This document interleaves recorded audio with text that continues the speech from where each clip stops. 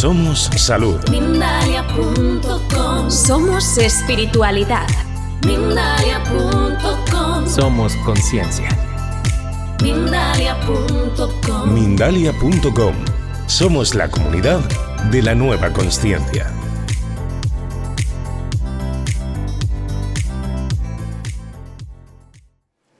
En el caso de San Pedro, la cruz de San Pedro, invertida, ¿lo veis? Le crucifican así porque San Pedro decía que no era digno de ser crucificado como su maestro, entonces le crucifican así. De hecho, ahí veis, dentro del Vaticano, cómo está esa cruz invertida. Claro, ¿qué ocurre con la cruz invertida? Siempre hay alguno por ahí que ha dicho, lo asocia a satanismo. Nada más lejos, bueno, nada más lejos de la realidad. El satanismo lo que busca, ya sabéis, que es invertir los valores cristianos, está claro, ¿no? Por eso cuando se hace una misa intentan invertir y subvertir todos los elementos cristianos, como es profanar la hostia, como es dar la vuelta a la cruz, etcétera. Entonces, bueno, pues esto no sería como tal una cruz satánica, entendido desde este punto, desde el punto de vista de la simbología y de la historia, tal como dice. Pero es cierto que muchos cultos satánicos lo han adoptado como un emblema, ¿no? La cruz invertida. Incluso han ido más lejos, que es la cruz de Leviatán, que va más lejos todavía, ¿veis? Es una cruz con el infinito debajo, que para otros, que ya puestos, estamos hablando dentro de esa mentalidad satánica, no sería el infinito, sería un escroto. Con lo cual, para que veáis un poco el elemento todavía más... No habéis caído, no habéis caído en eso. Pues esa sería la cruz de Leviatán, la cruz satánica.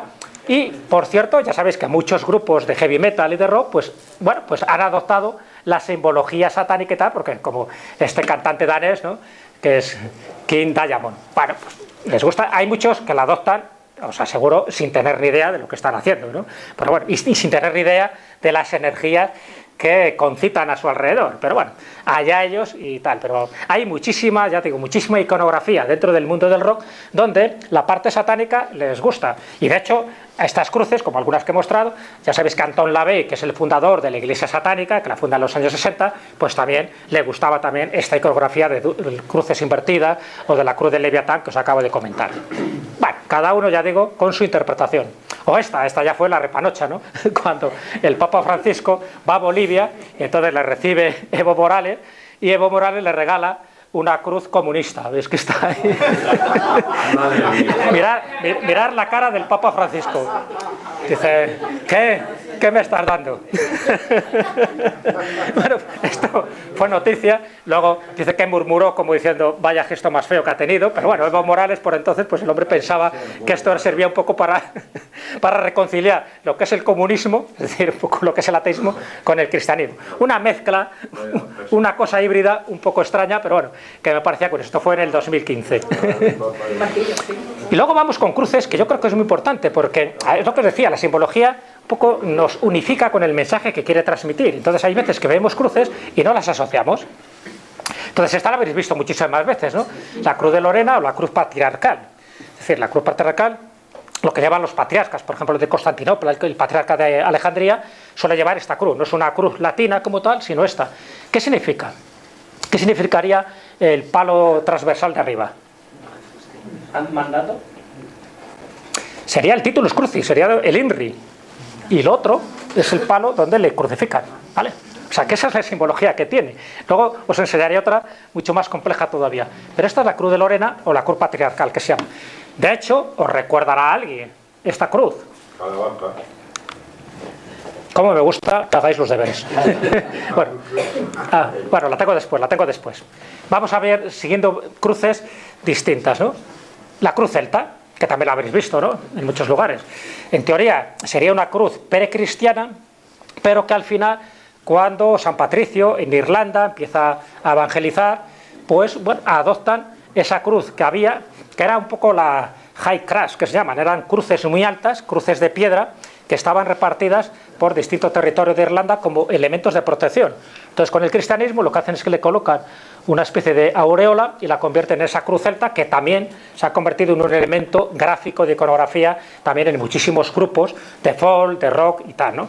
Utilizando la cruz celta, también por la cantidad de elementos, como veis, de trisqueles y lábaros y trenzas, que tiene mucho que ver con eso que os comentaba antes, que son elementos solares, elementos de divinidad y elementos de protección. Siempre son elementos de protección. Fijaros, esta cruz también, ¿no? La cruz de Jerusalén. Estaba un poco tentado no poner el nombre arriba y que lo fuerais adivinando, pero dije, bueno, os lo voy a poner fácil. Y está, porque sí que habéis visto todas estas cruces, seguro que las habéis visto. Otra cosa es que las identifiquéis con un nombre concreto. La cruz de Jerusalén o la cruz de las cruzadas o de los cruzados, que es lo que solían llevar. Si habéis visto algunas películas de cruzados, veréis que en su túnica suele llevar esta. Fijaros que hay 5 cruces, ¿no?